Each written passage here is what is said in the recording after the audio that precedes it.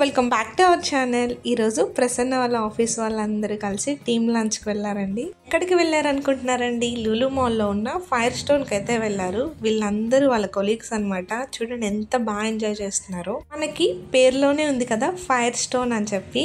Same barbecue లాగే unlimited food, కానీ వీళ్ళు నిప్పుల మీద కాకుండా స్టోన్ మీద ఫ్రై చేస్తున్నారు. ఇది వీళ్ళ ప్రత్యేకత. చాలా అంటే చాలా బాగా ఎంజాయ్ చేశారు వీళ్ళందరూ ఈరోజు.